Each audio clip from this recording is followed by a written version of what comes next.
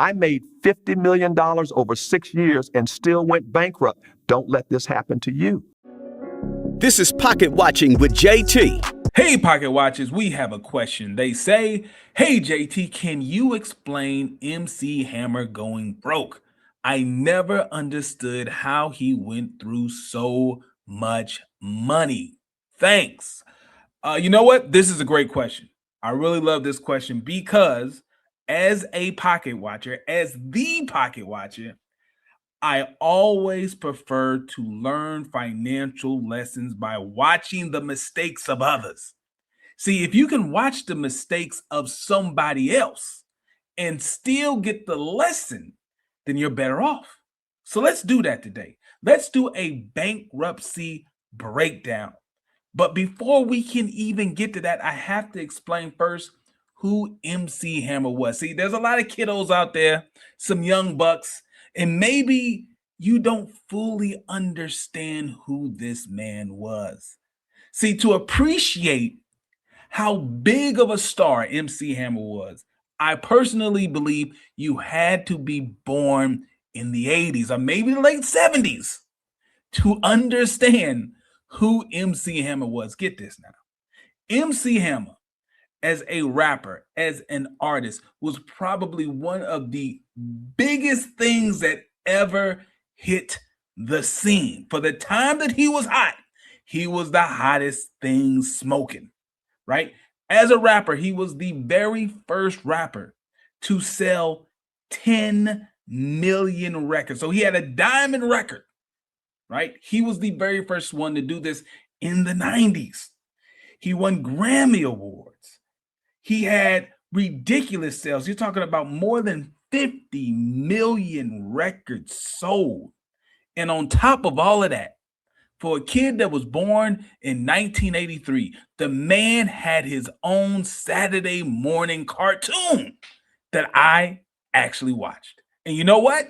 It may not get the best reviews right now, but I enjoyed watching the MC Hammer cartoon as a kid. All right? So just to lay some groundwork, who MC Hammer was. Now, understand this. In order for him to run through that type of money, this is what happened. Now, this is a classic case of taking on the burdens of other people and at the same time not having a budget. His highest grossing income year, he made like $33 million. Once again, this is back in the 90s. $33 million is still a whole lot of money right now. But $33 million was even more money back then. It's because of inflation, kids, right? It's because of inflation. $33 million went way longer than it does today, but it's still good money. Now, when he filed for bankruptcy, he reported that his debts were at least $10 million. Now, I'm sure you're asking, well, how can you have debts of $10 million when you made at least like $33 million in 1 year and like $50 million over 5 or 6 years? How do you have debts of $10 million? Well, we'll show you how that happens. Now, he reportedly had about $50 million over a 6-year period. His living expenses were absolutely ridiculous. He bought a $9 million home. Okay, $9 million home. It had a bowling alley, indoor pool, all of this fancy stuff. Also, he maintained an entourage, meaning a staff, people around him, backup dancers, all this stuff, about 70 people. 70 people. Imagine the financial burden of having to make sure that you had 70 people on the payroll. This man, he didn't own a factory, okay? He was a rapper with 70 people on payroll. Here's another issue. He bought 17 cars. Okay, 17 cars. Let me give you a lesson of the different types of assets, right? There's different types of assets. There are appreciating assets and there are depreciating assets. What does that mean? See, an appreciating asset is something that you buy that goes up in value over time. Real estate does this.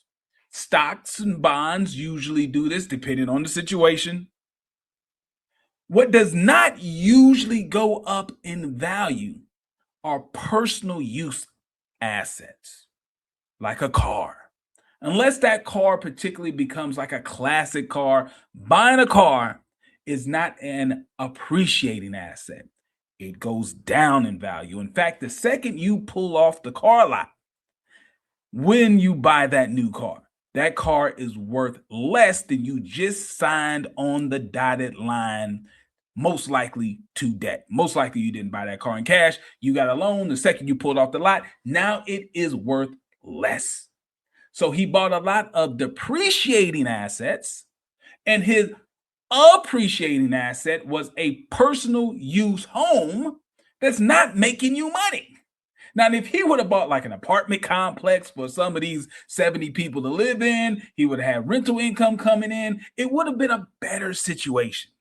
But a $9 million personal home that's not making you money, even if it is appreciating in value, the value is locked up in the home. You only get the value back or out if you sell the property. Then you've got to buy a new home. Or you pull the money out through some sort of second mortgage or something like that, which is also not a good idea on your personal home. Now, get this. Understand how you can destroy the appreciating value of a property when you're feeling yourself too much. Now, there is a very classic example of not being able to sell a home because you made it too personal. We're going to go with MJ for this example. Michael Jeffrey Jordan. Michael Jeffrey Jordan bought an amazing home in Chicago. It was absolutely spectacular. I'm sure you can Google pictures of this home. It had like an indoor basketball court. It was basically a shrine to Michael Jordan. And he deserved it. He deserved it, right? Here's the problem.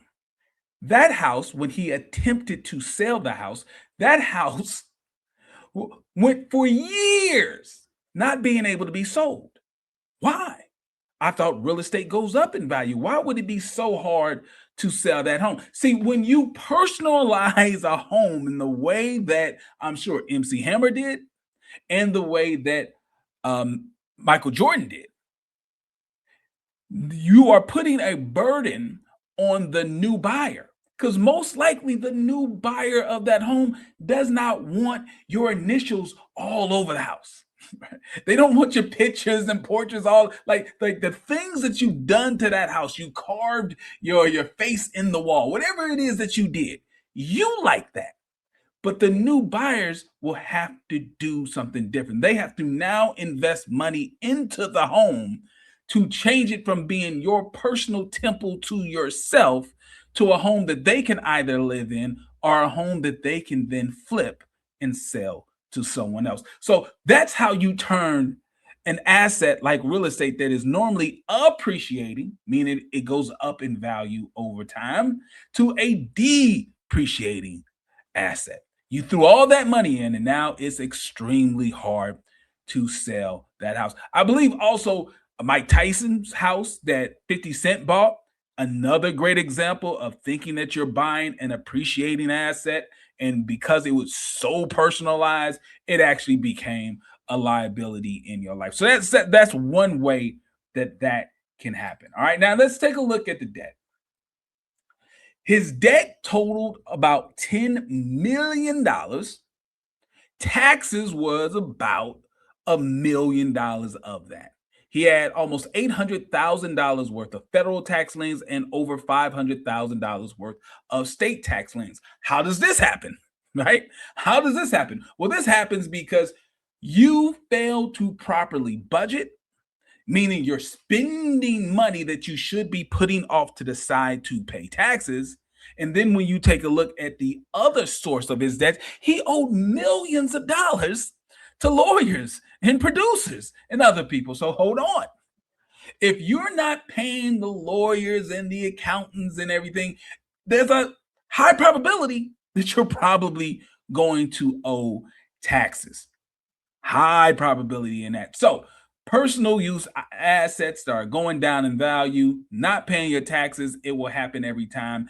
And the real problem is believing that the good times are never going to end.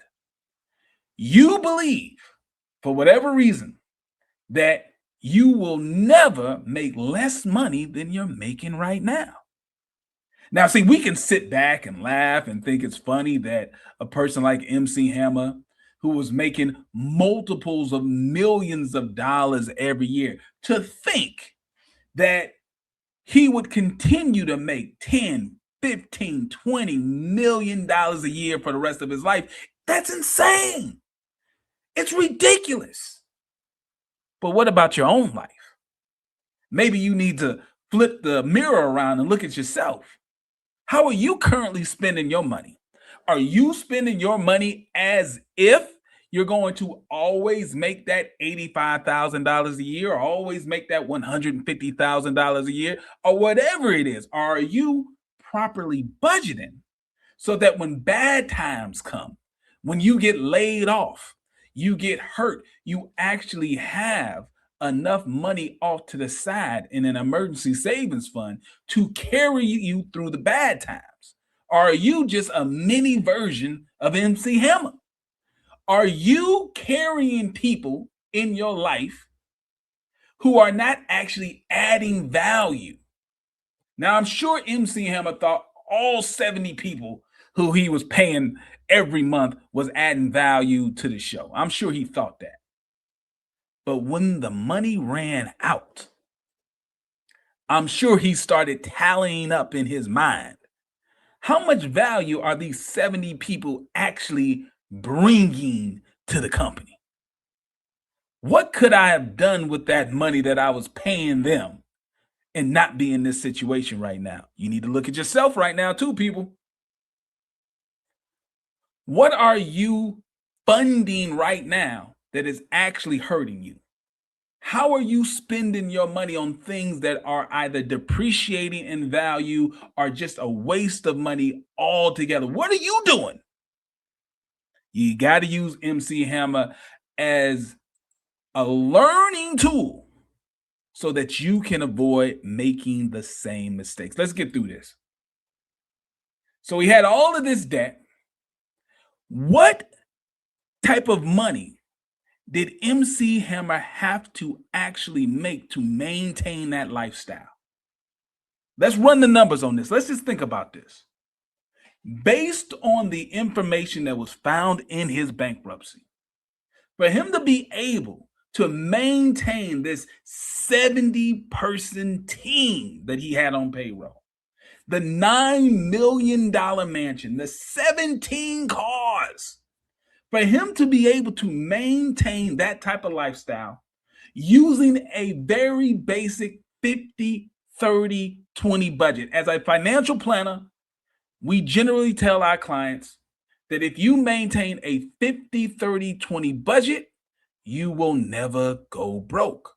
What does that mean? That means as your money comes in, you can comfortably spend 50% of your money on your needs. What are your needs? Housing, food, clothing, shelter, that type of stuff. 30% can be your fun money. You can spend 30% of your monthly income on things that make life better. They're not necessities, but they make life better. Going out to eat at a restaurant instead of cooking at home. Going out to watch a movie or the streaming apps and all this stuff. Those things are wants, they're not needs. But you can spend up to 30% of your monthly income on that type of stuff and still be good. And then you have the 20% that you use for saving and investing. If you're able to keep a 50, 30, 20 budget, no matter how much money you make, you should be fine. So for MC Hammer to maintain the lifestyle that he was leading back in the 90s that led him to bankruptcy, he would have to have been bringing in about $1 million a month. Okay? He's spending $1 million a month on his wants. Now, let's be clear. His wants were about $1 million a month. So that would mean his net monthly income would have to have been $3.3 million. That's a $40 million a year annual income that he would have to maintain, not a one shot, not a, oh, you had a great year. That would have to be his ordinary annual income every year, $40 million. I can tell you right now, that was never going to happen.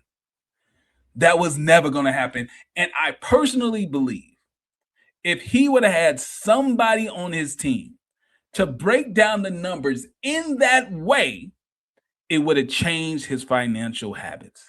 If someone would have pulled out the calculator and said, listen, bro, listen, the way you're living right now, the only way that you can keep this up, you will have to bring in $3.3 million a month, every month for the rest of your life, unless you're going to end up going down in your lifestyle. That will wake a lot of people up. But the problem is you don't run the numbers. And that is how MC Hammer went broke. That is your bankruptcy breakdown. Now, what should MC Hammer have done? Great question.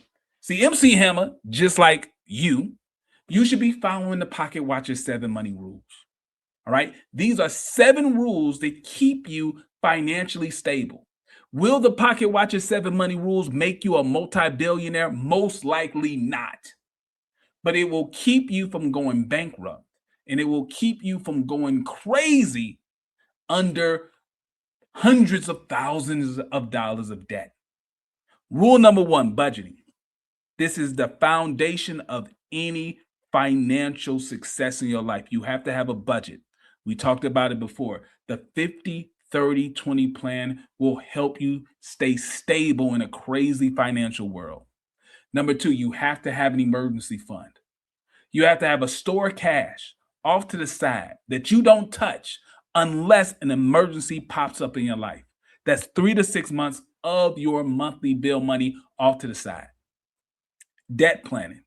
You have to be aggressive in attacking high interest consumer debt. Those credit cards, they gotta go. You gotta stop living off of debt to make ends meet. If you don't make the money, you should not be spending the money. Insurance planning. You gotta make sure that you have the right insurance coverage because getting sick can destroy your financial plan, right? Having a car accident and not having full coverage or the right type of coverage can destroy your financial plan. And if you have people who depend on your income, like a spouse or kids, and you do not have life insurance, that can destroy your financial plan. And when I say life insurance, I am being specific. I am talking about cheap term life insurance, no cash value BS, cheap term life insurance. All right. Number 5, tax planning. This is the thing that tripped up MC Hammer and many, many people.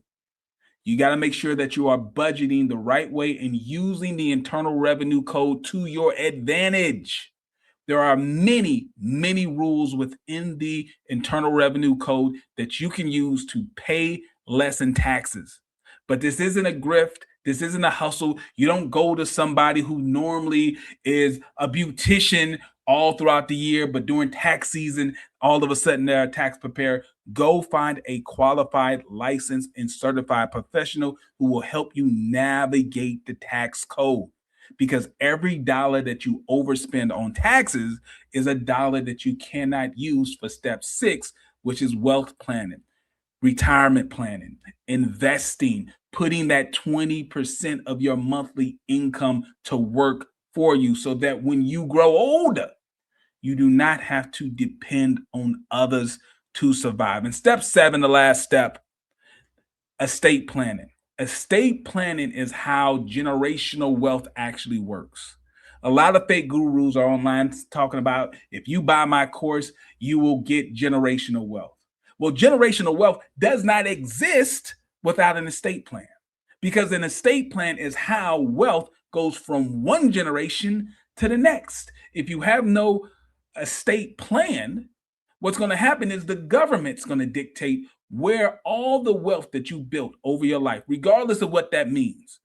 If it means $10 billion or if it means $100,000, you worked your life to build that up. Even if it only means your home, does not matter. You worked your life to build up whatever wealth is to you. You got to make sure that you have a plan so it goes where you want it to go and not where the government dictates that it goes. The PocketWatcher 7 money rules. Now, for those of you who do not have a budget, you do not have a debt plan, I have a free app. Go to PocketWatcher.net. Click the free app button. Sign up for the free PocketWatcher app. You can create your budget in there. You can create your debt payoff plan in there. There's a lot of information. The PocketWatcher 7 money rules is all in that app. Just go to PocketWatcher.net. And if you have a question for the PocketWatcher, go to PocketWatcher.net. Click the Ask JT button. Fill out the form. And when I get time, I'll do the best I can to get you an answer. Thanks for watching. Are you looking for real financial advice? Thornton Financial is here to help. Certified financial planner Jayson Thornton specializes in tax and wealth planning. Are you living paycheck to paycheck with no retirement plan? Do you need help with the IRS? Book your free consultation with Thornton Financial today. Budgeting, savings, debt management, and retirement. Even tax debt settlements. Get the advice you need to live your best life. Book your free consultation appointment today. Go to www.thornton-financial.com.